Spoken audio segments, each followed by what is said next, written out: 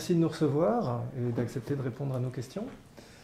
Nous allons peut-être commencer par quelques questions personnelles. Vous avez été nommé il y a quelques mois directeur de l'administration pénitentiaire. Peut-être pourriez-vous commencer par nous retracer un petit peu votre carrière? Oui, bah écoutez, je suis juriste de formation puisque j'ai fait du droit public à Aix-en-Provence.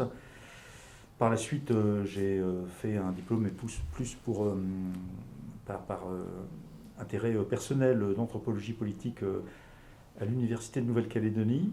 Et donc, après mes études de droit, je suis devenu directeur des services pénitentiaires et j'ai commencé ma carrière à la Maison centrale de Saint-Maur, au moment d'ailleurs de cette fameuse mutinerie du 13 novembre 87. Et par la suite, donc, je suis resté dans cette administration puisque j'y ai trouvé en fait un sens et j'y ai trouvé beaucoup d'humanité, beaucoup de diversité.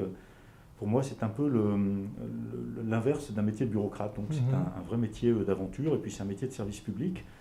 Donc, je m'y suis épanoui et donc j'ai alterné des postes en métropole, des postes outre-mer, puisque j'ai un intérêt très marqué pour les outre-mer.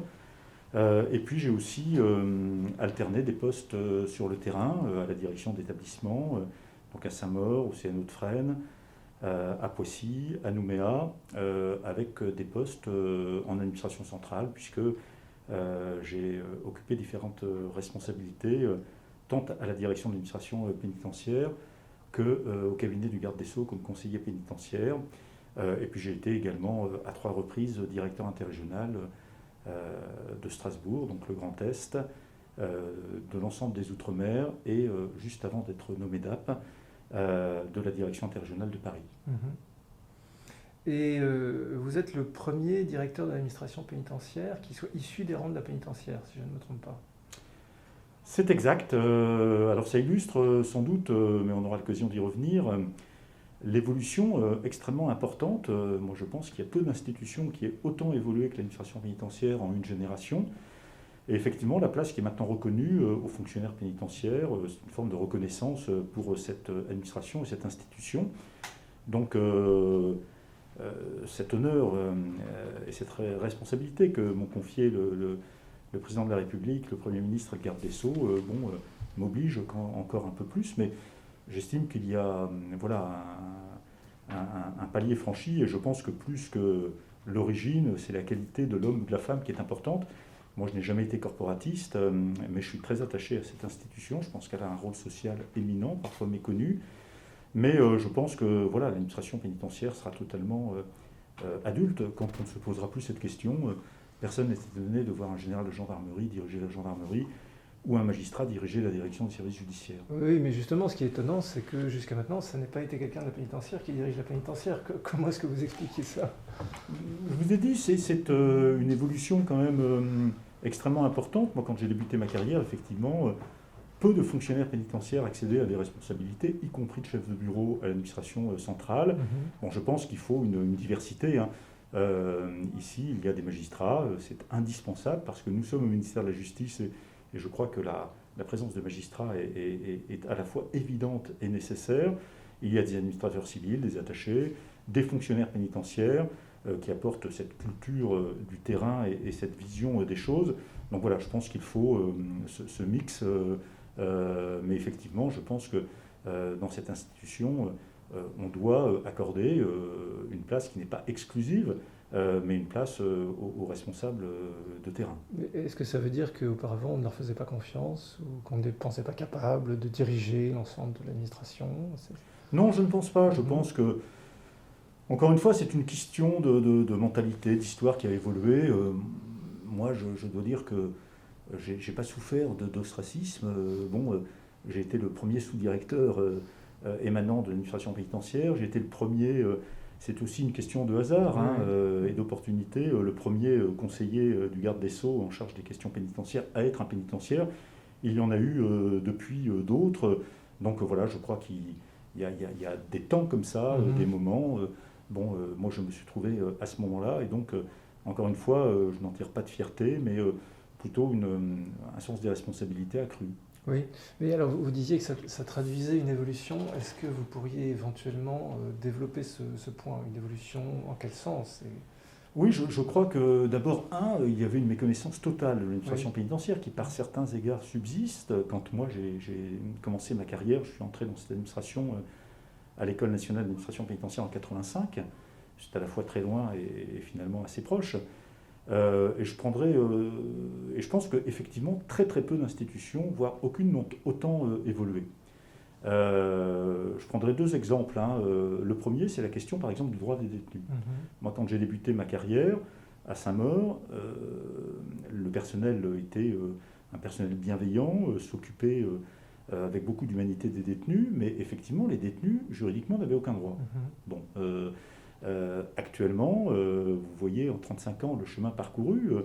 La loi pénitentiaire qui a consacré un ensemble de droits, 40 articles sur les 100 de la loi pénitentiaire, avec des précisions extrêmement pointues, sous l'influence bien évidemment du Conseil de l'Europe et des tribunaux administratifs, mais le fait est que les détenus ont maintenant un certain nombre de droits qu'ils peuvent exercer et qu'ils peuvent faire valoir devant les tribunaux. Ils ne s'en privent pas et c'est tout à fait normal. L'administration peut être condamnée. Il peut y avoir des difficultés pratiques, concrètes pour l'exercice de ces droits en milieu carcéral, compte tenu des conditions de détention, mais ça peut être le cas aussi dans d'autres endroits, mais ces droits existent réellement d'un point de vue législatif et pratique et concret. Je prendrai un exemple d'ailleurs, c'est aux dernières élections, c'est la vision française, qui n'est pas partagée par tous les pays, notamment par des pays comme la Grande-Bretagne, mais les détenus conservent le droit de vote. Et à l'inverse de la tendance générale, nous n'avons jamais eu autant de détenus à voter en fait, pour les élections départementales et régionales, puisque plus de 5000 détenus ont voté, ce qui est un record. Et donc les détenus peuvent voter. Les détenus ont accès à un certain nombre de droits. Et donc la deuxième évolution, c'est la diversité des métiers pénitentiaires, et notamment des métiers de surveillants, mais pas que, mais je me consacrerai au personnel de surveillance. Quand je suis rentré dans cette administration, les surveillants n'avaient qu'un avenir, c'était celui de travailler sur la cour civile, de s'occuper des détenus, d'être à l'intérieur de la détention. C'est une mission extrêmement difficile, profondément humaine, compliquée, qui nécessite d'immenses qualités et qui peut être très usante. Mais ils n'avaient que cet avenir. Actuellement, c'est aussi la place de l'administration pénitentiaire qui s'est accrue. Un surveillant peut faire du renseignement pénitentiaire. Nous sommes dans le second cercle du renseignement. Un surveillant peut faire partie d'une unité d'élite formée par le GIGN, c'est les fameuses équipes régionales d'intervention et de sécurité. Il peut être armé sur la voie publique pour faire des transfèrements, c'est-à-dire conduire les détenus des détentions vers les tribunaux. Il peut travailler à l'intérieur des services d'insertion et de probation en milieu libre pour poser des bracelets électroniques et procéder à un certain nombre de visites domiciliaires. Il peut être maître chien dans des brigades cynotechniques. Donc on voit cette diversité et ce champ qui s'est extrêmement développé en l'espace d'une génération.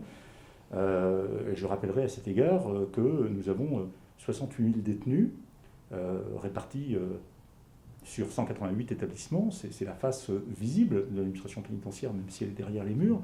La face qui est moins connue du grand public, c'est qu'en milieu libre, au sein de la société, nous suivons 170 000 personnes qui sont condamnées pour un travail d'intérêt général, pour un bracelet électronique, pour une libération conditionnelle. Donc il y a eu aussi, en l'espace de ces 30 ans, un développement extrêmement important des peines dites de probation. Donc voilà quelques exemples de cette diversité, de cette mue considérable qu'a connue l'administration pénitentiaire en très très peu de temps. Alors, je reviendrai tout à l'heure sur cette question de l'évolution effectivement du droit pénitentiaire, des droits des détenus. Mais pour rester dans le domaine un petit peu personnel, une question qu'on peut se poser, c'est pourquoi est-ce qu'on choisit de faire carrière dans la pénitentiaire ? Qu'est-ce qu'on peut trouver d'attirant, a priori, quand on ne connaît pas, quand on n'a pas déjà passé 15 ans, 20 ans là-dedans, et qu'on ne connaît pas forcément la diversité des métiers, qu'est-ce qui peut attirer dans le fait de travailler en prison ? Écoutez, c'est une question qu'on me pose souvent, et c'est un des modestes combats de ma vie professionnelle que d'essayer de changer l'image de cette administration Alors moi, j'y suis rentré un peu par hasard, hein. Je suis plutôt d'une famille de juristes, de profession libérale et de magistrats. Mais il se trouve que j'étais très attiré, moi, par l'histoire, mais la tradition familiale m'a conduit à faire du droit, et que j'étais plutôt attiré par le droit public. Donc à un moment, j'ai passé un certain nombre de concours que j'ai réussi, et bon, finalement, j'ai pris celui-là, puisqu'il y avait des conditions d'ordre matériel, et puis, bon, peut-être voilà, une sorte de mystère qui entourait ce métier, qu'il n'y avait pas dans des postes plus classiques d'attaché d'administration centrale ou autre, en me disant que si ça ne me convenait pas, je pourrais changer. Et puis finalement, j'y suis resté, comme je vous le disais. Donc je pense que on n'y vient pas par vocation, c'est dommage, mais on y reste vraiment par passion. C'est-à-dire que si on ne s'y plaît pas, c'est un milieu dur, c'est un milieu de tension, c'est un milieu de crise, et donc si on ne s'y plaît pas, on n'y reste pas. Mais en revanche, quand on s'y plaît, c'est un métier dans lequel on peut s'épanouir, on fait des choses variées. Aucune journée d'un chef d'établissement ne ressemble à une autre journée. C'est pour ça que je disais que ce n'était pas du tout un métier de bureaucrate. Et puis pour moi, il y a une dimension qui me paraît extrêmement importante, j'y suis attaché, c'est le sens du service public. Et on est sur une mission qui est une mission pour moi essentielle à l'équilibre, qui est parfois malmené de notre société, et essentielle à la sécurité de nos concitoyens, au même titre que nos amis policiers, gendarmes, les magistrats. Et voilà, je souhaiterais que, effectivement, la pénitentiaire et les fonctionnaires pénitentiaires puissent bénéficier d'une image de même niveau. Et à votre avis, quelle qualité est-ce que l'on doit rechercher le plus, ou que l'on est le plus en droit d'attendre chez un directeur de l'administration pénitentiaire, ou plus exactement, excusez-moi, chez un directeur d'établissement pénitentiaire?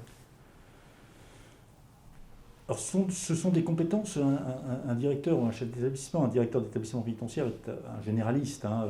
Alors, je pense qu'effectivement, il faut qu'il comprenne l'ensemble du fonctionnement et du système qu'il a à gérer. Il y a quelques qualités qui me paraissent nécessaires. C'est d'abord un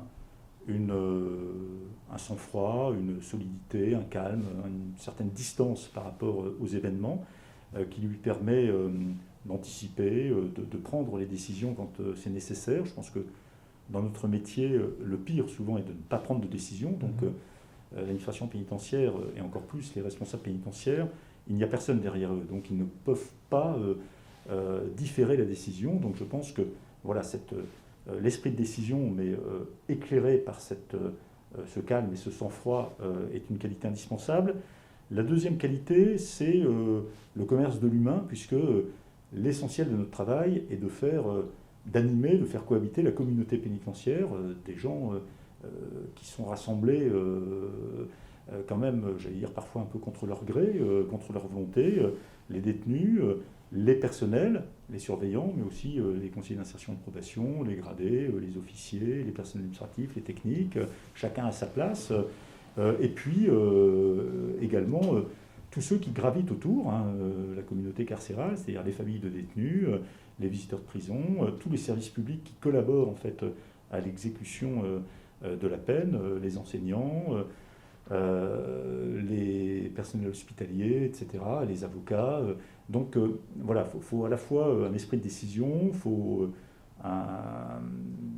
des facilités de contact, de relations humaines, et puis ce souci de l'équilibre permanent, puisque par définition, un établissement pénitentiaire est un système en équilibre précaire. Et sur quoi est évalué un directeur d'établissement pénitentiaire? Qu'est-ce qui fait qu'il a un déroulé de carrière intéressant? Écoutez, c'est-à-dire sur quoi sa hiérarchie l'évalue finalement? Comme tous les responsables, chaque chef d'établissement a fait l'objet d'une lettre de mission lorsqu'il prend ses fonctions. Et puis ensuite, il y a à la fois l'atteinte des objectifs, et puis il y a également une évaluation sur ce que je vous disais, qui ne se résume pas à quelques objectifs aussi importants qu'ils soient, mais sur cette capacité à maintenir cet équilibre. Je veux dire que au-delà, la mission essentielle d'un responsable pénitentiaire, c'est de faire en sorte que le temps pénitentiaire, le temps de prise en charge pénitentiaire, alors là, que ce soit en milieu ouvert, mais aussi en milieu fermé, soit un temps utile. Et un temps utile pour essayer de prévenir la récidive. Voilà, le temps de prison, à mon sens, c'est une des vertus de la prison, c'est d'exclure pendant un certain temps quelqu'un de la société, et à partir de là, de faire en sorte qu'il ne puisse pas récidiver au sein du corps social. Mais ça n'est pas que cela. On a un système pénal en France qui fait que les gens ont, sauf exception, vocation à sortir, et que donc ce temps ne doit pas être un temps mort, ce doit être un temps utile. Et donc ça, c'est aussi, ça doit être une obsession du chef d'établissement, en ménageant les équilibres dont j'ai parlé, mais de faire en sorte que ce temps soit utile. Et si on se tourne du côté des surveillants, quelles sont à votre avis les qualités principales d'un bon surveillant? On retrouve, vous savez, un peu les mêmes qualités. Un surveillant en détention, c'est quelqu'un qui est souvent seul, même s'il y a tout un travail d'équipe, mais face à un nombre de détenus qui est important. Il est toujours, et souvent en tout cas, en situation numérique d'infériorité. Et pourtant, c'est lui qui doit faire obéir les détenus aux règlements, aux mouvements, aux horaires, etc. Donc ça nécessite les mêmes qualités de sang-froid, d'autorité naturelle, de bienveillance, de calme, parce qu'effectivement, il a son tempérament, il a son uniforme, et puis il a son code de procédure pénale à la main. Voilà. Donc c'est un métier, c'est pour ça que parfois, bon, ça me fait un peu mal au cœur quand on voit des expressions malheureuses, des caricatures, etc. C'est un métier profondément utile et extrêmement difficile. Je pense qu'il y a peu de métiers qui soient aussi stressants, aussi usants nerveusement. Quand vous avez passé 6 heures dans une détention à Fresnes, à Fleury, à Saint-Maur, c'est vraiment très très usant. En même temps, c'est extrêmement intéressant. Et ça mérite en tout cas un peu de considération. Et je trouve que ce métier est trop souvent caricaturé. Alors pour approfondir justement sur cette question du métier et de l'évolution du métier, vous nous en avez déjà un petit peu parlé, mais pour lancer le débat en quelque sorte, j'aimerais vous lire une citation qui se trouve dans un livre que vous connaissez peut-être, qui s'appelle Prison de France, qui a été publié en 2016 par Farhad Khosrow-Kovar, qui est un sociologue, qui est un livre extrêmement intéressant où il fait parler des détenus, des surveillants, des directeurs d'établissement, etc., etc. Et il y a un certain nombre de témoignages extrêmement frappants, dont ce témoignage d'un surveillant-chef. Alors, je vous le lis. Il dit la chose suivante. Il dit « Je suis surveillant depuis 1990. Depuis cette période, les détenus ont acquis beaucoup de droits. » Vous en aviez parlé justement. En 1990, le matin, c'était silencieux et il y avait pourtant 4 détenus par cellule. Maintenant, on en a 2, au maximum 3, et ils sont bruyants. Quand je suis arrivé, il n'y avait pas de télé. Il y en a eu par la suite. Mais avant 2010, les détenus payaient 7 € par semaine. Maintenant, c'est 8 € par mois. La population a changé. Avant, un détenu restait dans le silence. Maintenant, la prison est le passage obligé de la jeunesse des cités. Ils disent « c'est un hôtel ». Ils sont bruyants et irrespectueux. Ils nous traitent de tous les noms. Ils n'ont en bouche qu'enculé, nique ta mère et autres mots grossiers. Plus ils gagnent en avantage, plus nous perdons en autorité. Et on nous demande en plus d'être vigilants pour ne pas blesser leur dignité. Je suis obligé de vous voyer et de qualifier de monsieur quelqu'un qui me tutoie et me traite de tous les noms. Voilà où nous en sommes. Et Farhad Khosrow-Kovar fait ce commentaire. Ce constat est celui d'une dépossession. Le surveillant perd progressivement son autorité et sa capacité d'imposer l'ordre au profit du détenu qui gagne sur tous les fronts. Ce sentiment peut se transformer en celui d'une déchéance, notamment eu égard à une opinion publique qui a une image dégradée du surveillant. Qu'en pensez-vous? C'est un vaste sujet. D'abord, je connais cet enseignant-chercheur. On lui a même confié, lorsque j'étais sous-directeur à l'ADAP, un certain nombre de missions de recherche et de réflexion.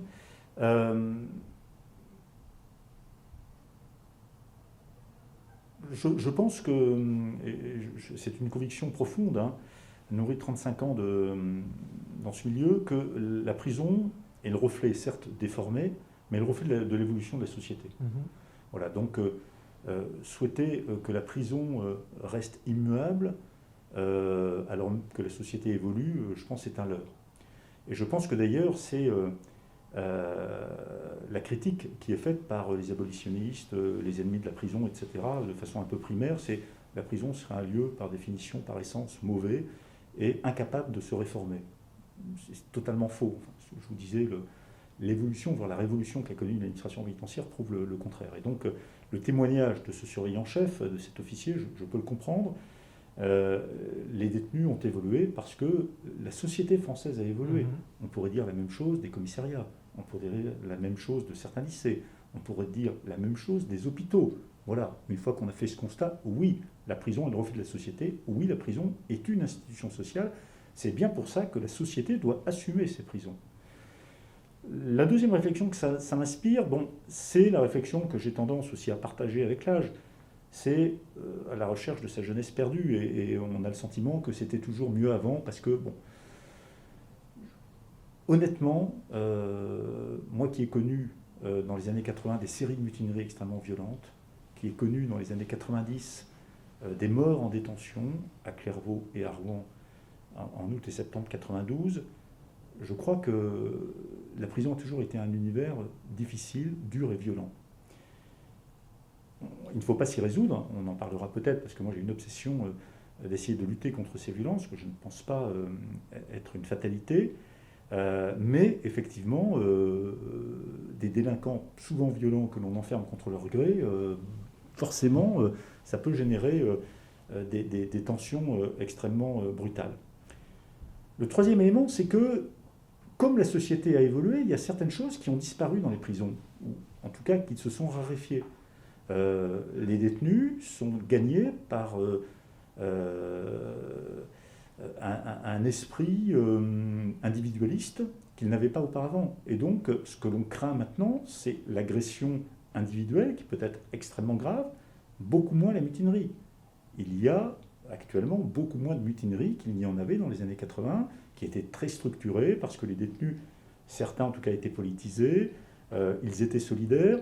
Donc, de ce point de vue-là, l'administration pénitentiaire est dans une situation beaucoup plus confortable, outre des dispositifs techniques tels que la mise en place des ERIS, etc., qui permettent d'intervenir beaucoup plus vite. Donc, je crois que le bilan est beaucoup plus nuancé. Et puis, le dernier élément, et c'est ce que moi j'essaie d'expliquer au personnel, et je comprends cette réaction. Encore une fois, ce n'est pas du tout en décalage avec ce que je disais sur la difficulté de ce métier et le ressenti qu'on peut en avoir. Et donc il faut expliquer, accompagner en permanence et reconnaître. Mais, je veux dire, c'est le surveillant qui doit être exemplaire et qui doit essayer de tirer le détenu vers le haut. Et effectivement, peut-être lui dire, monsieur, peut-être le vous voyez, le sanctionner quand le détenu va trop loin. Ce devoir d'exemplarité, moi j'y suis extrêmement attaché, ça fait partie de la mission du surveillant, qui ne peut pas se comparer au détenu, parce qu'il n'est pas un détenu, il n'est pas un délinquant. Donc ça me paraît fondamental. Voilà ce que je peux en dire. Alors, si vous me permettez de rebondir sur vos propos, effectivement, il y a une évolution de la société, il y a une évolution du public des délinquants, je peux dire, on en reparlera, je pense. Mais spécifiquement, ce dont ce surveillant-chef se plaint, c'est d'une évolution du droit, dont vous nous avez justement parlé au début. Oui, alors c'est comme ça qu'il commence. Oui, je pense que le droit n'est pas l'ennemi de la prison. Nous sommes au ministère de la Justice. D'abord, la montée des droits, la judiciarisation des sociétés, là encore, est un phénomène global. On n'est pas encore aux États-Unis, mais effectivement, toutes les institutions sont irriguées par cette question du droit et cet éventuel recours à la justice. Donc il y a deux possibilités où on nie cette évolution, où on l'accompagne. Moi, je préfère l'accompagner. Je pense en plus que le droit peut être un outil de prévention de la récidive et de réinsertion. Je préfère, moi, avoir un détenu qui va user d'une voie de droit pour essayer de faire aboutir une revendication plutôt que d'agresser un personnel ou de bloquer une cour de promenade. Je pense que déjà, quand on a compris ça, on a fait un pas, un chemin vers peut-être un peu de désistance, ou en tout cas de reconnaissance des règles de vie en société. Donc c'est pour ça que cette question du droit, pour moi, est une question fondamentale. Donc c'est quelque chose qui me paraît à cet égard central. Le deuxième élément, c'est que je crois qu'il ne faut pas, alors encore une fois c'est compliqué, mais que les personnels de surveillance notamment se comparent aux détenus. Encore une fois, on est dans deux registres différents, et moi je suis persuadé que les conditions de vie des détenus sont les conditions de travail des personnels, et que lorsqu'il y a des conditions indignes de détention, ce sont des conditions très dégradées et insécures pour les personnels. Quand il y a 3 détenus dans une cellule de 9 mètres carrés, c'est extrêmement compliqué pour le personnel. Et il y a des évolutions qui l'illustrent. Au départ, les personnels et les syndicats étaient plutôt opposés, par exemple, à l'installation de la douche dans les cellules. Bon, c'est une question, là aussi, de salubrité, d'hygiène. Et je peux vous dire maintenant que les personnels approuvent totalement, d'abord, parce que ils y gagnent eux aussi en confort sanitaire, en hygiène de vie, en côtoyant des gens qui sont propres, etc., notamment l'été, notamment quand il y a des retours de sport, etc. Et puis, c'est une moindre source d'accroche. Quand vous devez faire les douches, comme on le dit, à Fresnes, et que vous avez 100 détenus sur l'étage, et que vous avez cette douche, et que ça dure 10 minutes, et que ça s'arrête automatiquement, et que vous avez quelqu'un qui a encore du shampoing sur la tête, et que vous lui dites non, il faut rentrer, c'est une source de tension. Donc, voilà. Et puis, encore une fois, les standards de la vie dans notre société ont évolué. Bon, là où je tempérerai un peu, c'est que nos établissements pénitentiaires sont encore assez loin des standards hôteliers. Voilà. Donc, et puis encore une fois, je pense que même pour prévenir la récidive, il faut retirer des sentiments d'humiliation, etc. On ne construit rien de bénéfique sur un sentiment d'humiliation. Je ne dis pas du tout que les établissements pénitentiaires doivent être luxueux. Vous savez, il y a cette fameuse loi des reins de Robert Badinter qui dit qu'une société, de toute façon, ne peut pas supporter qu'un détenu ait des conditions de vie matérielle supérieures à celles du travailleur le plus pauvre dans la société libre. Bon, on doit être dans ce registre-là, mais je pense qu'on n'a rien à gagner à avoir des conditions de vie indignes pour les détenus. Je pense que voilà, on crée de l'humiliation, on crée du ressenti, on crée de la haine, et c'est un moteur assez négatif, y compris pour la société. Et puis, du côté des personnels, ça crée, par définition, des conditions de travail extrêmement compliquées. La surpopulation dont on parlera peut-être, c'est difficile pour les détenus, c'est aussi très difficilement supportable pour les personnels. Bien sûr, bien sûr. Mais est-ce que, et peut-être pour terminer sur ce sujet-là, est-ce que la surcharge de travail des surveillants ne tient pas seulement au nombre de détenus, mais aussi, si j'ose dire, aux prérogatives de ceux-ci. C'est-à-dire que plus ils acquièrent de droits, et plus les surveillants ont aussi d'actes à accomplir dans la journée, ou d'actes par détenu. Je suis partagé. On en parlera peut-être. Je vous disais, moi, l'approche que j'ai de la question de la violence. Je pense qu'un des facteurs de lutte contre les violences en détention, c'est l'occupation du détenu. Bon, c'est aussi rendre le temps de détention utile.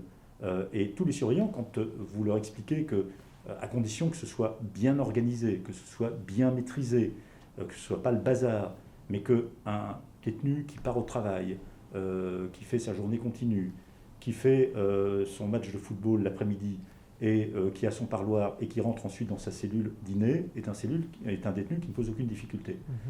Un détenu qui reste enfermé 23 heures sur 24 avec 2 autres co-détenus à fomenter des mauvais coups, à essayer de traficoter, c'est insupportable pour le surveillant d'étage. Donc voilà, il ne faut pas avoir cette vision binaire des choses.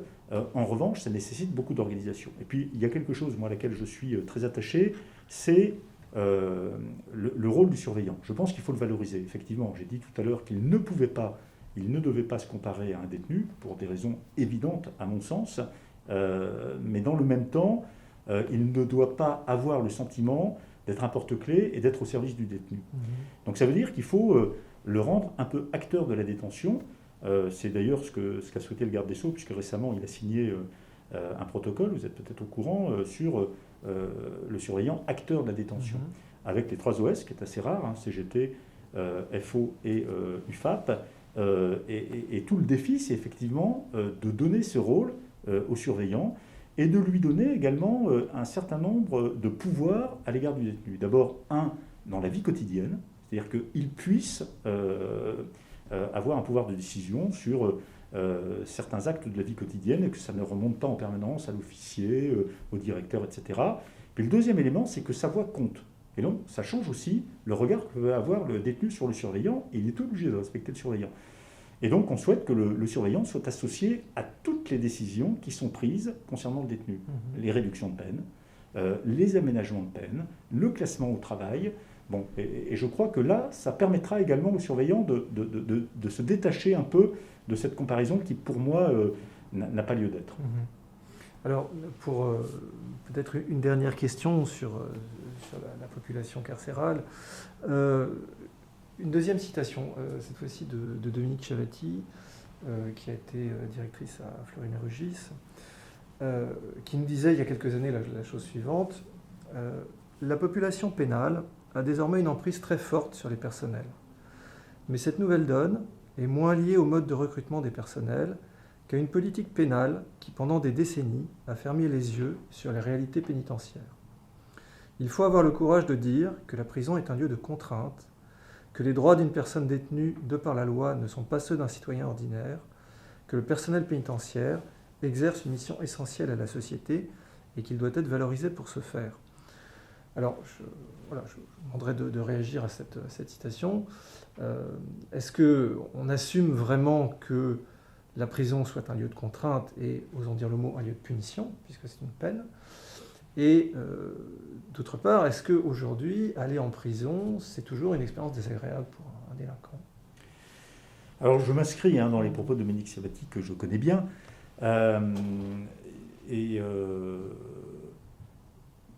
Bon, effectivement, je vous le disais, il faut que la société assume ses prisons. Bon, donc, c'est le premier point. Et donc apporte un soutien au personnel qui exerce une mission extrêmement difficile au bénéfice de l'ensemble de la société et de nos concitoyens. Sur ce qu'elle indique, j'ai perdu un peu le fil. Non, je vous en prie. Le fait d'assumer que la prison est un lieu de contrainte. Oui, on n'assume plus. Je pense effectivement que, par exemple, ce que disait, même s'il y a des droits, l'exercice de ces droits ne peut pas être exactement le même. Et on est là, effectivement, l'acte qui déclenche l'emprisonnement, c'est un acte délinquant qui est sanctionné par la société à travers les magistrats. Donc je pense qu'il faut l'assumer. Mais je crois que, là encore, c'est une question de volonté.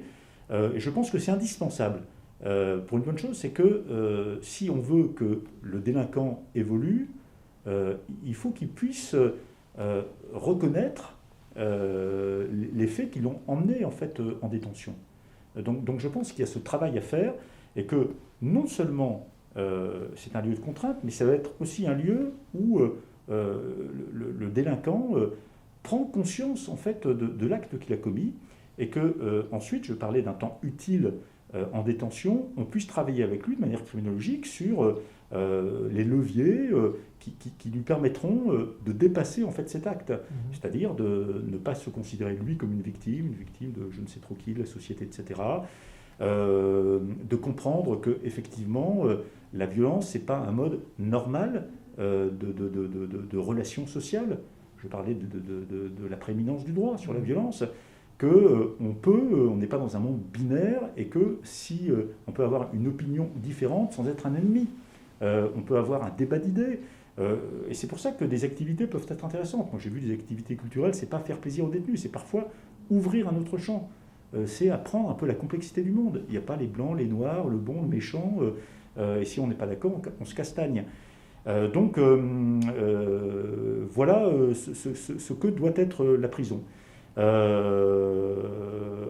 Ensuite, je pense effectivement que ça restera toujours un lieu de contrainte et que la fameuse phrase du président de la République, Valéry Giscard d'Estaing, qui visitait en 1974 un établissement à Lyon, et la prison, c'est c'est la privation de la liberté d'aller et venir et rien d'autre, est une belle phrase, mais qui est un peu déconnectée des réalités. Voilà. Je veux dire, si on vous prive totalement de la Oui, liberté oui. d'aller et Et venir, il faut effectivement que les détenus, mais à condition que la société l'accepte et le soutienne, que la prison est un lieu effectivement d'exécution de la peine. Oui, mais voilà, je repose. Alors, il y a des évolutions qui devraient vous faire plaisir, puisque le texte que porte le garde des Sceaux là actuellement, devant l'Assemblée nationale et le Sénat, par exemple, cette réforme des réductions de peine qui a été fortement décriée, va dans ce sens-là. C'est-à-dire qu'au lieu d'avoir un système qui, moi, me paraît quand même un peu décalé, incompris du grand public, de crédit de réduction de peine, c'est-à-dire vous ne faites rien, vous avez des réductions de peine, 3 mois de réduction de peine par an, et il n'y a simplement que si vous avez un très mauvais comportement, qu'on vient vous retirer des crédits de réduction de peine, vous en retranchez, on va passer sur une logique qui est différente. C'est-à-dire que là, vous aurez des réductions de peine du même niveau, du même quantum, à condition que vous ayez un bon comportement. C'est là qu'on va retrouver le rôle du surveillant acteur qui va pouvoir attester au quotidien du comportement positif du détenu et que vous présentiez des gages sérieux de réinsertion sociale. Donc vous voyez que le combat n'est pas perdu. Je reviens sur ma question. Vous parliez de la loi d'Airain de Robert Badinter, qui en fait est simplement la loi d'Airain du fait que la prison doit être une punition, ou doit être ressentie comme une punition par la société. Est-ce que aller en prison pour un délinquant aujourd'hui, c'est vraiment toujours une expérience désagréable? Une des choses, moi, qui m'a frappé en lisant Ferhat Khosrow-Prévert, alors après, il peut y avoir aussi beaucoup d'exagération, mais c'est les témoignages de certains détenus disant oh non, finalement, on a la même vie qu'à l'extérieur. Alors je pense effectivement qu'il faut se garder de généralisation. On est sur un domaine humain compliqué, et je pense qu'il y a autant de façons de vivre et de ressentir sa détention que d'individus. Je pense que quand même, globalement, de façon très majoritaire, l'expérience de la vie en prison n'est pas une expérience très heureuse. Je pense que c'est un fait. Par ailleurs, il n'est pas faux de dire qu'effectivement, chez un certain nombre de petits délinquants d'habitude, la prison fait partie de l'existence. Pour autant, je pense qu'ils préféreraient être à l'extérieur, sinon on n'aurait pas de tentative d'évasion, on n'aurait pas ce type d'expérience, mais effectivement, c'est un risque assumé, et donc ils retrouvent un certain nombre de codes, etc. C'est à nous d'essayer de casser tout ça. C'est compliqué dans des périodes de surencombrement, mais globalement, je pense que la prison demeure quand même une expérience quand même difficile, parfois traumatisante. Même si on assure la dignité des personnes, on assure les fonctions essentielles à travers l'hôtellerie, la restauration. Je rappelle qu'un détenu indigent reçoit 20 € par mois. 20 €, c'est 2 paquets de cigarettes, c'est quand même pas énorme. Donc je crois que la question de la prison 4 étoiles en France relève plus du mythe que d'autres choses. Et qu'en est-il de la question de la drogue en prison? Il y a quand même beaucoup de rumeurs qui disent que ça circule assez largement, notamment le cannabis. Moi, quelque chose qui m'avait frappé lors de l'affaire Halimi, c'est qu'on avait dit non mais il vaut mieux pas qu'il aille en prison de toute façon, parce qu'en prison il fumera du cannabis et il aura à nouveau des bouffées psychotiques. Alors, là encore un peu de bon sens, je pense que quand même la drogue circule moins en prison pour des raisons assez évidentes qu'à l'extérieur. Maintenant, vous dire que la prison est un lieu totalement libéré, exempt de drogue, serait excessif. Il y a des trafics, on essaie de les juguler. Alors c'est comme la violence, c'est pas la prison en elle-même qui doit être mise en accusation. On fait avec les délinquants que l'on a. Et donc, à partir du moment où il y a des caractéristiques quand même à l'extérieur de forte violence, il y a des caractéristiques de parcours de vie quand même assez dégradés, de polytoxicomanie très très affirmée, de troubles quand même plus importants de la personnalité qu'à l'extérieur, enfin dans d'autres populations. On retrouve tout ça en concentré en prison. Alors moi j'ai connu des détenus qui ont été sevrés par leur passage en prison, donc ça existe. Certains détenus trouvent en prison un accès inespéré aux soins. C'était des détenus un peu comme le droit de vote, qui étaient à l'extérieur très très éloignés de ces dispositifs et qui pour la première fois ont accès à des dispositifs de sevrage en détention, puisque je rappelle que le choix de l'administration pénitentiaire, en tout cas le choix politique, a été de décloisonner, de faire en sorte que chaque service public exerce en fait sa mission en détention, et ce sont donc des services hospitaliers qui s'occupent de la santé des détenus. Donc voilà, la réalité est plus variée en fait qu'on ne le pense. Nous, on essaie de traquer les trafics. Alors, on parlait du rôle du surveillant, il y a des fouilles à l'initiative parfois des surveillants, ils n'attendent pas d'avoir des ordres. Il y a la lutte contre le trafic qui peut rentrer par les parloirs, donc avec des fouilles assez régulières, et le dispositif de la loi pénitentiaire qui avait rendu beaucoup plus compliqué la question des fouilles a été très largement assoupli. Et puis on lutte également contre le phénomène des projections. Et pour ce faire, on est en train d'équiper une dizaine d'établissements et on va continuer à le faire, par exemple, de dispositifs de brouillage complet. Et donc c'est beaucoup plus compliqué de traficoter quand vous n'avez pas de portable à l'intérieur. Donc ça, c'est une réalité à la maison d'arrêt du Val d'Oise, c'est une réalité à Condé-sur-Sarthe, c'est une réalité au Baumette. On est en train de développer ça. Donc on ne reste pas les bras ballants, mais c'est effectivement comme certains quartiers qui sont pourris par la drogue. Bon, c'est un combat de tous les instants et voilà, il y a des moments où on avance, d'autres c'est un peu plus compliqué. Je parlais de la diversité aussi des métiers pénitentiaires, tout ça est en lien. Autrefois, quand on avait une alerte sur des stupéfiants qui circulaient en nombre important en détention, quand on avait une alerte encore plus inquiétante sur une arme ou des explosifs peut-être présents en détention, c'était très compliqué, on devait saisir le parquet, le préfet, attendre qu'une brigade cynophile soit éventuellement disponible, etc. Maintenant, on a des brigades cynophiles et donc on fait très régulièrement des fouilles avec des chiens qui nous permettent d'élever de doutes concernant les armes ou les explosifs et parfois des saisies extrêmement importantes sur la drogue. Donc, en tout cas, il y a une tolérance zéro pour ces phénomènes. Alors, vous parliez de faire de la détention à temps utile. Quelque chose qui revient extrêmement souvent, qui en fait est au centre de la détention depuis l'origine de la prison moderne, c'est le travail. Qu'en est-il du travail carcéral en France ? Comment le développer ? Est-ce possible ? Le travail, comme d'autres activités, je vous le disais, effectivement, est un élément, moi me semble-t-il, central, à la fois pour lutter contre les violences, trouver et préserver un certain équilibre en détention, mais c'est aussi un élément extrêmement important de ce temps utile pour le délinquant pour qu'il ne récidive pas.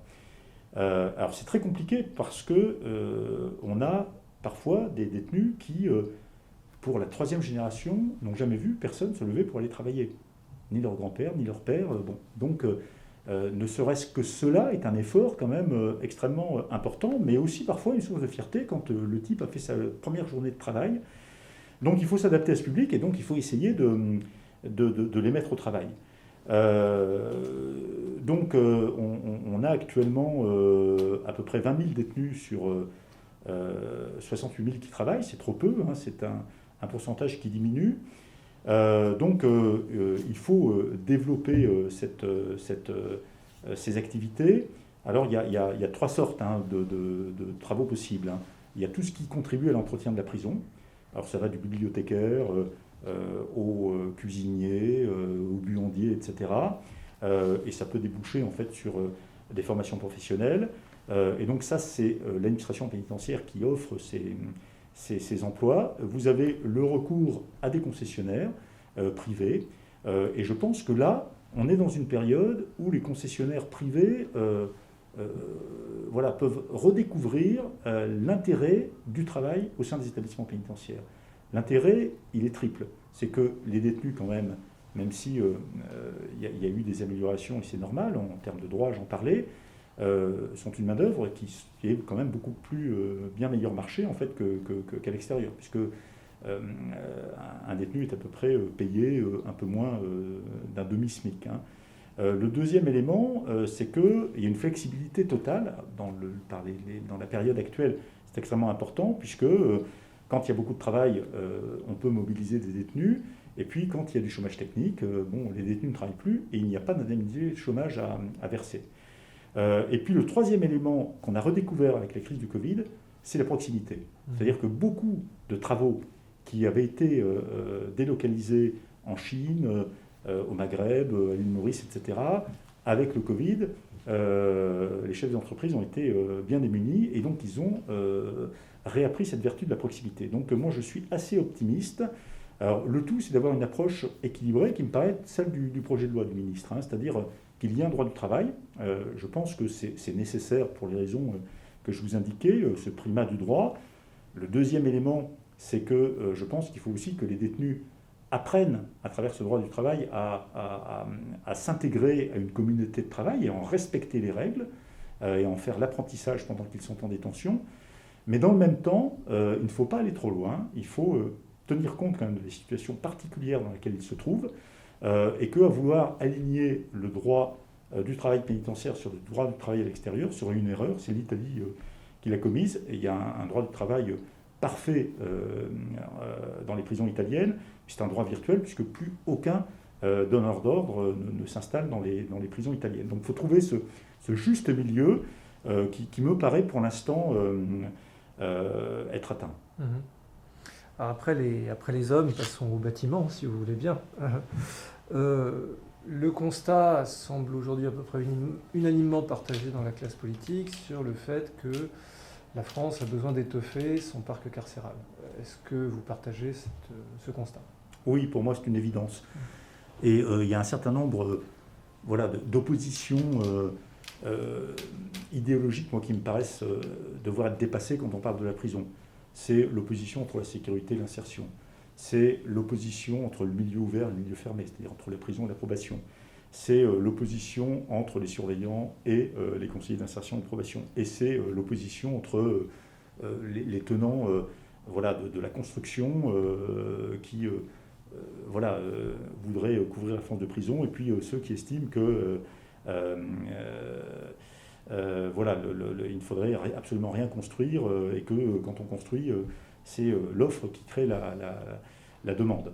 Bon, le constat, moi, que je fais en 36 ans de pénitentiaire, c'est que j'ai connu quand même beaucoup plus d'années avec le surencombrement que d'années où les choses étaient à peu près régulées.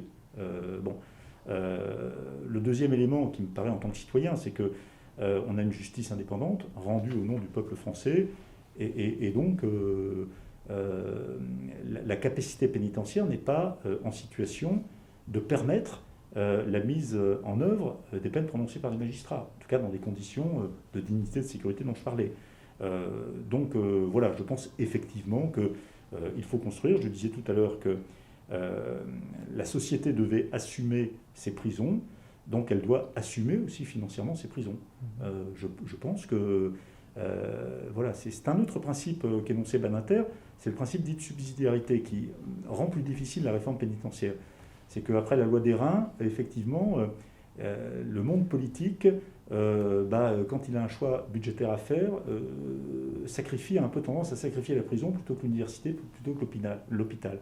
Alors c'est pas l'un ou l'autre, ça doit être l'ensemble. Et donc je pense effectivement que ça coûte assez cher de construire des prisons, mais je pense que la récidive coûte cher également, et qu'en tout cas c'est une nécessité. Alors pour autant, je ne suis pas un partisan à tout craint de l'emprisonnement. Je pense qu'il y a des sanctions qui sont plus utiles en milieu libre, qui sont de vraies sanctions, à condition d'avoir un système de probation efficace, crédible, mais que effectivement, pour toutes les raisons que j'exposais, il est nécessaire de construire des prisons. Oui, et alors à votre avis, où se situerait ce point d'équilibre ? Combien de places en plus et pourquoi ?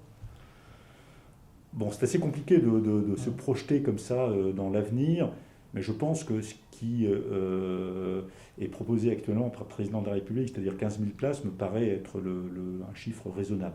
Voilà. Raisonnable du point de vue de ce qui est possible ou de ce qui est souhaitable ? Non, du point de vue de ce que on peut penser être l'avenir à 10-15 ans. C'est-à-dire que 15 000 places, ça nous fera 75 000 places effectives, sûres. Bon, on a actuellement, je le disais, 68 000 détenus. Je pense que parmi ces 68 000 détenus, peut-être que certains détenus pourraient purger ou bénéficier de sorties de peine aménagées, qui sont aussi des outils de lutte contre la récidive. Donc je pense que ce chiffre de 75 000 est un chiffre raisonnable. En revanche, ça n'est pas pour autant, une fois qu'on a construit ces 15 000 places, qu'on doit estimer que le boulot est fait pour des générations. Je pense qu'il faut construire assez régulièrement, puisque les établissements vieillissent, les modes de prise en charge se modifient. Donc je pense qu'il faudrait inscrire de façon habituelle et dans la durée les rénovations d'établissements et la construction d'établissements. Et pour le coup, il faudrait que l'État soit un peu plus stratège qu'il ne l'est. Oui. Et alors, concernant la construction de nouveaux établissements pénitentiaires, quelque chose qui frappe, c'est que c'est quand même un processus extrêmement long. Voilà ce que disait par exemple un rapport remis au garde des Sceaux, Jean-Jacques Urvoas, en 2016. La durée entre l'annonce du lancement d'un programme immobilier et la livraison du dernier établissement pénitentiaire est en moyenne d'1 décennie. Comment expliquer un tel délai ? Effectivement. C'est trop long. C'est pour ça qu'il faut que l'effort soit continu. Bon, parce que si les 10 ans sont lissés, tous les ans, il y aura des livraisons d'établissements. C'est assez injuste parce que ce ne sont jamais les responsables politiques qui ont le courage de prendre les décisions de construire des prisons qui les inaugurent. Et puis, je pense que ça traduit aussi une certaine hypocrisie de notre société, c'est-à-dire que tout le monde souhaite que les peines soient exécutées. Une bonne partie de notre opinion publique et de nos responsables souhaitent une certaine sévérité dans l'échelle des peines. Et puis, un certain nombre de responsables, en fait, quand ils sont dans leur circonscription, n'assument pas le fait de devoir imposer par souci de l'intérêt général une prison avec tous les aménagements, bien évidemment, pour préserver l'environnement. Mais je le disais, la prison, c'est un objet social, donc on doit l'accepter. Ouais. Et je pense même qu'une prison, ça doit être visible, comme un tribunal, comme un hôpital, etc. Donc il y a ces éléments-là qui sont des éléments, purement carcéraux. Et puis, là aussi, il y a l'effet quand même d'un droit beaucoup plus protecteur, qui fait que pour toute construction, les délais sont beaucoup plus longs. Et notamment, toute construction d'une certaine envergure, toute construction publique, vous avez des délais liés à des enquêtes diverses et variées, des études d'impact écologique, etc. C'est certainement une très bonne chose. Des possibilités de recours, des enquêtes publiques, etc., qui font que les délais sont relativement longs. D'où, je pense que c'est une évolution de société sur laquelle on ne pourra pas revenir, et sans doute que ce ne serait peut-être pas souhaitable. Je ne suis pas un spécialiste, j'émets un constat, mais c'est pour ça que je pense qu'il faut un effort continu. Et quelle que soit la couleur des gouvernements. Voilà, il faut régulièrement construire des prisons pour que, effectivement, le parc soit en état, à la fois d'un point de vue quantitatif et qualitatif, pour pouvoir remplir sa mission. Mais effectivement, ce qui semble le plus compliqué, c'est non pas de construire, mais de trouver des terrains. Et voilà, comment expliquer ça ? Alors vous en avez un petit peu parlé, mais il semblerait qu'il y ait des oppositions extrêmement fortes quand on cherche un terrain à bâtir pour mettre un établissement pénitentiaire.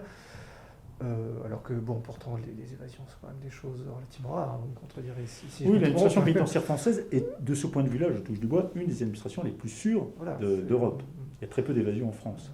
Mais alors, comment expliquer cette opposition ? Alors, il y a de mauvaises et de moins mauvaises raisons. Et les mauvaises raisons, c'est que, effectivement, tout le monde veut des prisons, mais tout le monde veut des prisons chez le voisin, loin de chez soi. Alors, ça vaut pour les riverains, ça vaut pour les élus. Là où les élus souhaitent des prisons, c'est dans des territoires qui sont en voie de dépopulation, de désertification. Donc là, on est plus sur une logique d'aménagement du territoire, mais c'est pas là où on a des besoins en fait en termes de bassin de délinquance. Donc c'est assez compliqué, notamment par rapport aux extractions judiciaires, par rapport au maintien des liens familiaux, etc. Donc Effectivement, on a quelques propositions d'élus, mais dans des endroits qui sont assez éloignés, où il n'y a pas de besoin. Là où, c'est pour ça que je disais qu'il y a de moins mauvaises raisons, c'est que là où sont les besoins, c'est-à-dire en Île-de-France et dans les grandes agglomérations, c'est là où le foncier, en fait, est le plus rare. Bien sûr. Et avec des règles, quand même, d'utilisation du foncier qui sont extrêmement compliquées. Le schéma d'urbanisme de l'Île-de-France est extrêmement contraignant. Dès qu'on touche à des terres agricoles, et c'est normal aussi de préserver ces terres agricoles dans des endroits où il y en a peu, etc., ça demande des montages juridiques extrêmement complets. Ça peut ouvrir des actions judiciaires ou juridiques longues. Donc voilà. Bon, avec un peu de volonté politique, on arrive quand même. Je rappelle que les prisons sont un outil d'intérêt général. Donc il y a aussi des instruments juridiques pour pouvoir en fait imposer ce type d'équipement. Oui. Donc là aussi, il faut du courage politique. Oui, j'allais dire, on voit quand même qu'en ce moment, voilà, l'État fait tout pour imposer le plus d'éoliennes possible jusqu'à réduire les recours possibles. Et par contre, pour les prisons, eh bien, ça prend 10 ans. Ça revient à ce que vous disiez. Parfois un peu moins. En ce qui concerne la construction des prisons, une chose qui est souvent dite, c'est que ce qui rend la construction très coûteuse et très longue, c'est que les niveaux de sécurité ne sont pas assez diversifiés et qu'on a des niveaux de sécurité maximum, comme si on devait à chaque fois accueillir des détenus extrêmement dangereux ou qui risquent de s'évader. Est-ce qu'il n'y aurait pas quelque chose à explorer de ce point de vue-là? Et alors vous me contredirez si je me trompe, mais j'ai lu que le centre de semi-liberté de Saint-Martin-de-Boulogne avait été construit à partir de conteneurs maritimes reconvertis en cellules, et que ça avait été fait par une société auvergnate. Voilà. Que pensez-vous de la possibilité de construire ce genre de structure plus légère, plus rapide à mettre en place et beaucoup moins coûteuse? Vous avez raison sur ce point. Moi, je partage à la fois votre constat selon lequel il serait stupide de traiter les détenus, tous les détenus de la même manière. Il y a un égalitarisme très français.